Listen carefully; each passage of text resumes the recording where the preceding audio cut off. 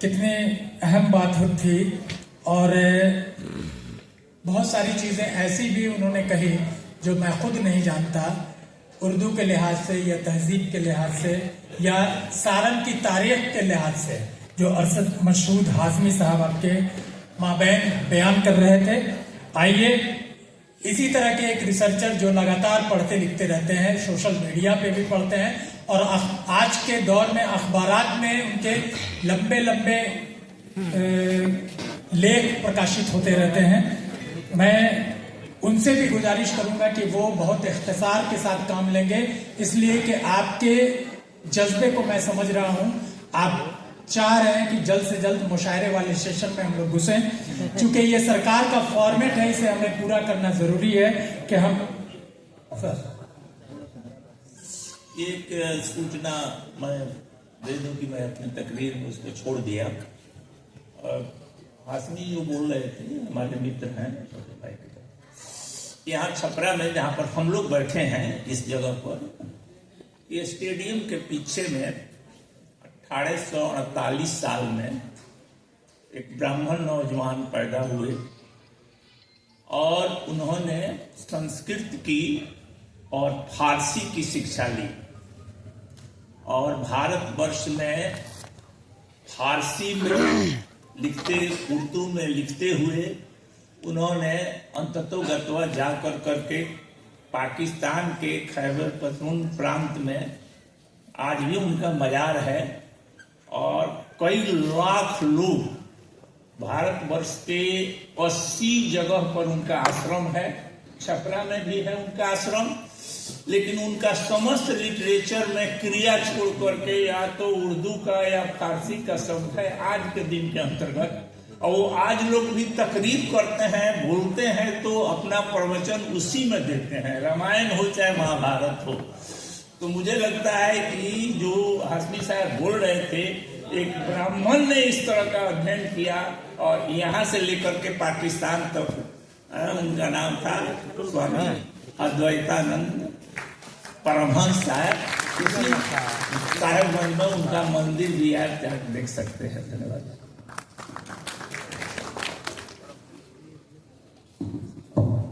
आपने सुना, तो आइए बिला ताखीर, चूंकि हम लोग मुशायरे की तरफ जाना चाहते हैं, जूनियर डेलीगेट को हम लोग मुशायरे के बाद सुनेंगे।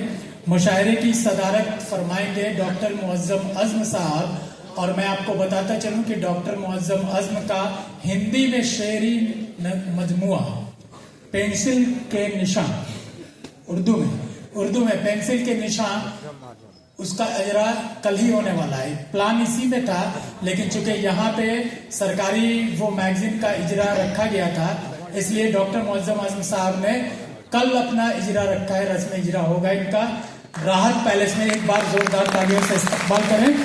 आइए मैं दावत दे रहा हूँ डॉक्टर वलीउल्लाह कादरी साहब को, वो इख्तिसार में अपनी बात को रखें।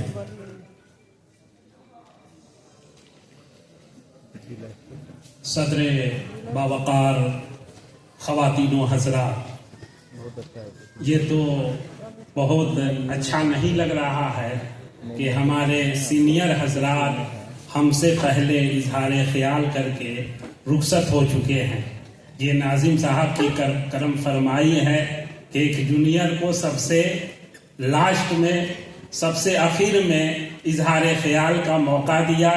ये रिवायत के एक तरह से खिलाफ भी है, तो इसलिए मैं आप हजरात को ये शिकवा कर दिया कि कोई ये ना समझे कि इन्होंने किसी तरह की सिफारिश करके बाद में इजहार ख्याल करने के लिए उनको कहा होगा, तो ऐसी बात नहीं है। बहरकैफ बहुत वक्त तो कहेंगे नहीं कि 12 बजे तो आपको इफ्तिताही हुआ, तभी 1.5 घंटे का ये सेमिनार का सेक्शन है, कोई ज्यादा नहीं हुआ है, फिर भी आ चुके हम लोगों को इसमें ज्यादातर असातिज़ाए कराम हैं, तो कुछ बातें होनी चाहिए जो हम लोगों के फायदे की हो।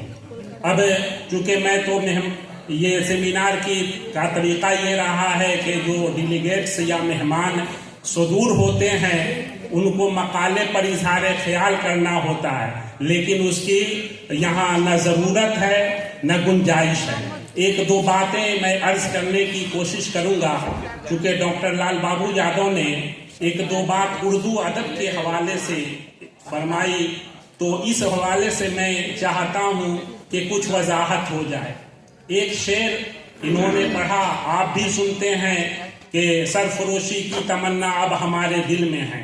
تو عام طور پر مغالطہ یہ ہوتا ہے کہ لوگ اس شعر کو رام پرساد بسمل کی طرف منسوب کر دیتے ہیں، حالانکہ یہ غلط ہے، یہ سراسر غلط ہے۔ یہ بسمل عظیم آبادی کا شعر ہے، اور آپ کو چونکہ جو لوگ 9th 10th کے اساتذہ ہوں گے ان کو پتا ہوگا، لیکن جو پرائمری کے یعنی پرائمری اور مڈل کے ہوں گے ان کو نہیں پتا ہوگا کہ درخشاں یعنی 9th کلاس درخشاں حصہ اول میں یہ بسمل عظیم آبادی کے نام سے پوری غزل شامل ہے۔ تو میں گزارش کروں گا کہ اس کی اصلاح ہو جائے کہ یہ شعر رام پرساد بسمل کا نہیں بلکہ بسمل عظیم آبادی کا ہے۔ ان کا تعارف بھی وقت نہیں ہے، تو آپ درخشاں حصہ اول جو 9th کلاس میں آپ کو پڑھائی جاتی ہے اس کی طرف رجوع کریں۔ ایک بات اور، اردو کی پیدائش کے سلسلے میں انہوں نے جو یہ تبصرہ کیا ہے اس کے حوالے سے بھی میں کہوں گا کہ اس میں بہت اختلاف ہے، لیکن 11th اور 12 یہ یعنی درجہ میں یعنی آئی کم IAC میں جو اردو کی کتاب پڑھائی جاتی ہے کہکشاں، اس میں ایک معاون کتاب ہے، دو معاون کتاب، ایک اردو قواعد ہے اور ایک اردو زبان و ادب کی مختصر تاریخ۔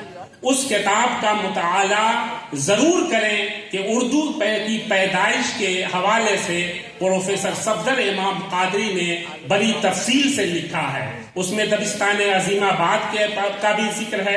تو بہرکیف میں گزارش کروں گا کہ اردو زبان و ادب کی مختصر تاریخ جو معاون کتاب کی حیثیت سے بہار بورڈ کے نصاب میں سلیبس میں شامل ہے اس کا مطالعہ کیا جائے تو بہت سی باتوں سے آگاہی ملے گی اور بہت سی غلط فہمیوں کا ازالہ بھی ہو جائے گا۔ چونکہ اردو کے حوالے سے بڑی گفتگو ہو چکی ہے تو آپ کو گنگا جمنی تہذیب کے حوالے سے بھی گفتگو ہوئی، تو میں نے سوچا کہ اسی حوالے سے ایک چھوٹا سا مضمون بھی میں لکھ لوں۔ تو میرے مضمون کا اور مقالے کا عنوان ہے ڈاکٹر راجندر پرساد اور اردو۔ اس حوالے سے ڈاکٹر راجندر پرساد کے اردو دانی پر کم گفتگو کی جاتی ہے، ابھی تک تو میں نے نام نہیں سنا ہے، بہت کم لوگ بیان کرتے ہیں۔ تو میں چاہتا ہوں کہ ڈاکٹر راجندر پرساد کا اردو سے کیا تعلق ہے اس کو میں بیان کر دوں، چونکہ یہ میری خوش بختی ہے کہ ڈاکٹر راجندر پرساد جس اسکول سے آپ کو انہوں نے میٹرک کا امتحان دیا اور کامیاب ہوئے پورے بہار بلکہ کلکتہ یونیورسٹی میں اول پوزیشن لائے، وہ ضلع اسکول کے طالب علم کی حیثیت سے میں اسی اسکول میں اردو کا خادم کی حیثیت سے خدمات انجام دے رہا ہوں۔ تو حضرات کیونکہ کچھ زیادہ وقت نہیں ہے، 10 منٹ کا مقالہ ہے تو میں اس کو پڑھ دینا چاہتا ہوں معذرت کے ساتھ۔ اہالیان سارن آزاد ہند کے اولین صدر جمہوریہ ڈاکٹر راجندر پرساد کی شخصیت پر جتنا فخر کرے وہ کم ہے۔ ڈاکٹر راجندر پرساد پیدائش 3 دسمبر 1884، موت 28 فروری 1963 کی شخصیت محتاج تعارف نہیں۔ ڈاکٹر راجندر پرساد کی شخصیت یقیناً کثیر الجہات تھی، لیکن یہاں ان کی شخصیت اردو اور فارسی کے حوالے سے سمجھنے اور سمجھانے کی کوشش کی جائے گی۔ جب ہم ڈاکٹر راجندر پرساد کی خود نوشت آتم کتھا کا مطالعہ کرتے ہیں تو حد درجہ خوشی ہوتی ہے کہ ان کی ابتدائی تعلیم فارسی زبان میں ہوئی، اور یہ تعلیم کسی پنڈت یا پروفیسر سے نہیں بلکہ ایک مولوی کے ذریعے ہوئی، جیسا کہ ڈاکٹر راجندر پرساد خود لکھتے ہیں۔ کوٹ 5ویں یا 6 سال میں میری تعلیم شروع ہوئی، اس وقت میرے بھائی انگریزی پڑھنے ضلع اسکول چھپرا جا چکے تھے۔ اس زمانے کے مروجہ رسم کے مطابق بسم اللہ مولوی صاحب نے کرائی تھی۔ جس دن تعلیم شروع ہوئی تو ہر شناسی کی ابتدا بسم اللہ سے ہوئی۔ شیرنی بانٹی گئی اور ان کو روپے بطور نذرانہ بھی دیے گئے. ہم 3 طالب علم ان کے سپرد کیے گئے. ایک میں اور دوسرے میرے چچیرے بھائی. فارسی بھی پڑھتے تھے اور شطرنج بھی خوب کھیلتے تھے. پیش نظر اقتباس ڈاکٹر راجندر پرساد کی خود نوشت آتم کتھا کا اردو ترجمہ اپنی کہانی سے ماخوذ ہے. واضح رہے کہ ڈاکٹر راجندر پرساد کی خود نوشت کی اولین اشاعت 1945 عیسوی میں ہوئی، جبکہ دوسری اشاعت 1956 میں. ڈاکٹر راجندر پرساد کی خود نوشت کا اردو ترجمہ گوپی ناتھ امن لکھنوی نے کیا، جسے ساہتیہ اکیڈمی دہلی نے 1961 میں شائع کیا. مترجمہ خود نوشت اپنی کہانی کا پیش لفظ 1 مئی 1961 کو ڈاکٹر راجندر پرساد نے اردو میں لکھا، جس سے اردو نسخے کی اہمیت و افادیت دوبالا ہو جا رہی ہے. بہرحال ڈاکٹر راجندر پرساد نے اپنی بنیادی تعلیم کا ذکر ابتدائی تعلیم کے عنوان سے کیا ہے.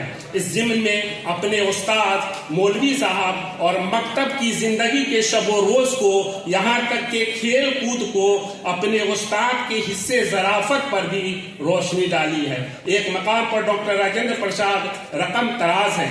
مذاقوں کے بیچ ہم لوگ فارسی پڑھتے رہے. کوئی 6-8 مہینوں کے بعد مولوی صاحب چلے گئے. ہم لوگ شاید حرف سیکھ چکے تھے اور کریمہ پند نامہ سادی پڑھنے لگے تھے.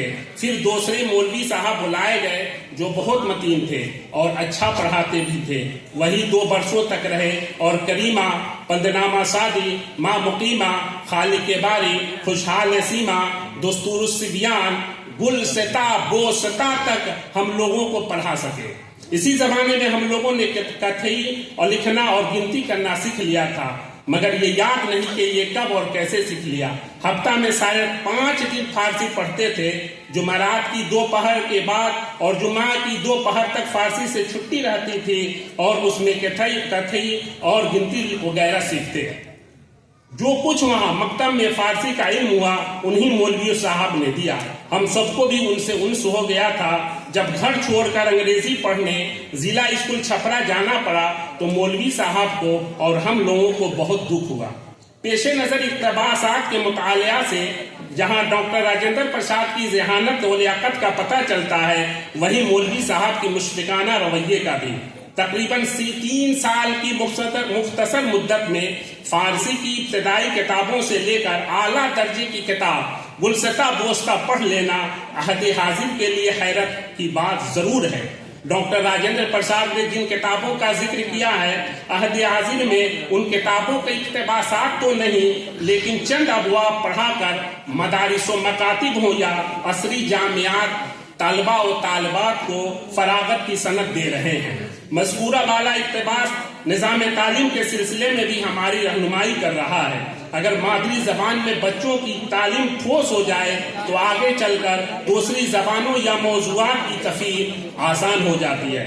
ڈاکٹر راجندر پرساد نے اپنے دونوں استاد میں سے کسی مولوی صاحب کا نام نہیں لکھا ہے، لیکن ہو سکتا ہے ادباً نہیں لکھا ہو، لیکن تحقیق سے پتہ چلتا ہے کہ ان میں ایک مولوی کا نام مولوی محمد یوسف ہے، جو رانی پور بڑھڑیا سیوان کے رہنے والے تھے، جہاں سے جاوید اقبال تعلق رکھتے ہیں، الیکشن افسر ڈپٹی. جس بستی کے لیے یہ مقولہ تھا کہ رانی پور کی مرغیاں فارسی بولتی ہیں. لیکن یہ دیگر بات ہے کہ بقول پروفیسر ڈاکٹر ظفر کمالی کہ اب رانی پور کی نئی نسل کو مرغی کی فارسی نہیں آتی. ڈاکٹر راجندر پرساد کے استاد مولوی محمد یوسف کا ایک واقعہ پروفیسر ظفر کمالی نے بتایا کہ جب راجندر پرساد صدر جمہوریہ ہند منتخب ہونے کے بعد اپنے وطن جیرا دیہی تشریف لائے تو ان سے ملنے والوں کی بھیڑ لگ گئی. اس بھیڑ میں مولوی محمد یوسف مرحوم بھی گئے. بوڑھا مولوی کو دیکھ کر گارڈ نے پروکا اور پوچھا کہاں جا رہے ہیں. انہوں نے جواب دیا راجندر سے ملنے جا رہا ہوں. گارڈ کو حیرت ہوئی، پھر دونوں میں نوک جھوک ہونے لگی. اسی دوران ڈاکٹر راجندر پرساد کی نظر اپنے استاد پر پڑی. تیز قدم سے آگے بڑھے اور آداب بجاتے ہوئے اندر لے گئے. یہ واقعہ جہاں سبق آموز ہے، وہیں استاد خاص طور پر پرائمری استاد کے ساتھ ادب کا ایک لائق عمل نمونہ بھی. ڈاکٹر راجندر پرساد کی تعلیم محض مکتب تک محدود نہیں رہی، بلکہ اسکول اور کالج میں بھی اردو فارسی کی تفہیم کا سلسلہ جاری رہا. جیسا کہ خود ڈاکٹر راجندر پرساد لکھتے ہیں، اسکول اور کالج میں میں نے برابر فارسی پڑھی. فارسی میں خوب نمبر آتے تھے. اگر فارسی کے نمبر نہ ہوتے تو میں انٹرنس یعنی میٹرک میں اول نہیں ہوتا، کیونکہ حساب میں مجھے کم نمبر ملے تھے. ہندی پڑھنے کا تو کبھی موقع ہی نہیں آیا. امتحان میں ایک پرچہ آتا تھا جس میں انگریزی سے کسی دیسی زبان میں اور دیسی زبان سے انگریزی میں کچھ ترجمہ کرنے کو دیا جاتا تھا. انٹرنس اور FA کے امتحانوں میں میں نے دیسی زبان کے روپ میں اردو ہی لی تھی. BA میں پہنچ کر خواہش ہوئی کہ ہندی لے لوں. BA میں ایک مضمون بھی لکھنا پڑھنا تھا. میں نے ہندی لے لی. ہندی میں پاس بھی ہو گیا. ہندی سے تعلق اسی طرح ہوا. تو بس زیادہ آپ لوگ گھبرائیں نہیں. بس پیش نظر اقتباس کے مطالعہ سے بہت سے حقائق واضح ہو رہے ہیں. سب سے پہلی بات یہ کہ ڈاکٹر راجندر پرساد نے اردو کو دیسی زبان قرار دیا ہے. دیسی زبان. یہ اقتباس ان لوگوں کے منہ پر زبردست تماچا رسید کر رہا ہے جو اردو کے سلسلے میں عصبیت کا مظاہرہ کرتے ہوئے اسے بدیسی زبان قرار دیتے ہیں. جو لوگ اردو کو غیر ملکی زبان بتاتے ہیں وہ دراصل ہمارے ملک کے پہلے صدر جمہوریہ کی توہین بھی کرتے ہیں. یہ اقتباس سے یہ بھی آشکار ہو جا رہا ہے کہ میٹرک کے امتحان میں جو یونیورسٹی پر سطح پر اولین مقام ملا اس کا سہرا فارسی زبان کو جاتا ہے. یہاں یہ نقطہ سوال اس شکل میں ذہن میں آ جاتا ہے کہ ڈاکٹر راجندر پرساد کے اس امتحان میں کاپی چیک کرنے والے ممتحن نے جو لکھا تھا examiner is the best of examinee, آخر کس سبجیکٹ کی کاپی تھی؟ یہ سوال ہوتا ہے. یہ کیا وہ کاپی انگریزی کی تھی؟ اس سوال کا جواب تحقیق طلب ہے جس کے لیے محققین کو آگے آنا چاہیے. یہ اقتباس ان لوگوں کی زبان پر بھی تالا لگا دیتا ہے جو یہ کہتے پھرتے ہیں کہ اردو کی تعلیم حاصل کرنے والا کیا کرے گا. اردو فارسی پڑھنے والا جب ملک کا سب سے بڑا منصب پر فائز ہو سکتا ہے تو پھر دوسرے منصب کی کیا حیثیت ہے؟ جب ہم ڈاکٹر راجندر پرساد کے خود نوشت کا مطالعہ کرتے ہیں تو خود یہ بات واضح ہو جاتی ہے کہ ڈاکٹر راجندر پرساد کی تربیت اردو اور فارسی والوں کے ذریعے ہوئی. یہاں محض 2 مثال پیش کرتا ہوں. پہلی یہ کہ ڈاکٹر راجندر پرساد کا شمار ہندوستان کے مشہور وکلاء میں ہے اور جو ان کی وکالت کی تربیت کس نے کی خود لکھتے ہیں کہ وکیل شمس الہدیٰ جن کے نام پر مدرسہ اسلامیہ شمس الہدیٰ پٹنہ میں ان کے صاحبزادے جسٹس نور الہدیٰ نے 1912 میں قائم کیا. تو ڈاکٹر یہ وہی شمس الہدیٰ صاحب ہے جنہوں نے 2 سال تک ڈاکٹر راجندر پرساد کی وکالت کی تربیت کی اور ڈاکٹر راجندر پرساد نے اپنے خود نوشت میں بہت تفصیل سے ڈاکٹر صاحب یعنی یہ جج اور وکیل نور الہدیٰ صاحب کے شمس الہدیٰ صاحب کے بارے میں لکھا ہے. دوسری بات یہ کہ ان کی حیثیت مجاہد آزادی کی تھی تو مجاہد آزادی کی حیثیت سے ان کی تربیت مولانا مظہر الحق نے کی ہے. ڈاکٹر مظہر الحق مولانا مظہر الحق تو اسی لیے ڈاکٹر راجندر پرساد پر مولانا مظہر الحق کے واضح اثرات مرتب ہوئے. یہاں تک کہ گاندھی جی سے پہلی ملاقات اور تعارف مولانا مظہر الحق کے معرفت ہی ہوا. ڈاکٹر راجندر پرساد کی گاندھی جی سے ملاقات مولانا مظہر الحق نے کرائی. تفصیل کے لیے ڈاکٹر راجندر پرساد کی کتاب باپو کے قدموں میں اپنی کہانی کا مطالعہ کیا جائے، ان کتابوں کو پڑھا جائے. علاوہ ازیں ڈاکٹر راجندر پرساد نے اپنی ایک کتاب کا انتصاب مولانا مظہر الحق کے نام یوں کیا ہے: اس مرد مومن، پکے قوم پرست اور سچے محب وطن کی مقدس یاد کے نام جس نے خدمت و ایثار کو عیش و راحت پر، غربت کو ثروت پر، جیل کو محل پر اور صداقت آشرم کو سکندر منزل پر ترجیح دی. ڈاکٹر راجندر پرساد نے اپنی جس کتاب کا انتصاب مولانا مظہر الحق کے نام کیا ہے اس کتاب کا نام ہندوستان کا مستقبل ہے. یہ کتاب 1946 عیسوی میں دلی سے شائع ہوئی.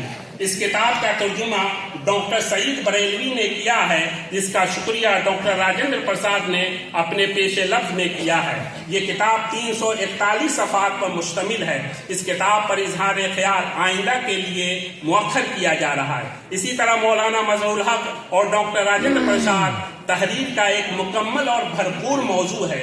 مذکورہ بالا کتاب کے علاوہ ڈاکٹر راجندر پرساد کی ایک کتاب گاندھی جی کی حیات و خدمات پر باپو کے قدموں کے عنوان سے بھی ہے۔ اس کتاب کو انجمن ترقی اردو علی گڑھ نے 1953 میں شائع کیا۔ مختصر کی گزارش کی گئی ہے، یہ عوام کا بھی خیال کیا ہے۔ بس ختم ہے، چونکہ سیمینار ہے یہ، کوئی آپ کو سیمینار کا مطلب کیا ہوتا ہے؟ یہ کتاب محنت سے لکھوایا جاتا ہے، مت بلایا جائے۔ یہ کتاب 740 صفحات میں مشتمل ہے۔ اس کتاب کا اردو میں ترجمہ ابرار حسین فاروقی صاحب نے کیا ہے۔ اس کتاب کا پیش لفظ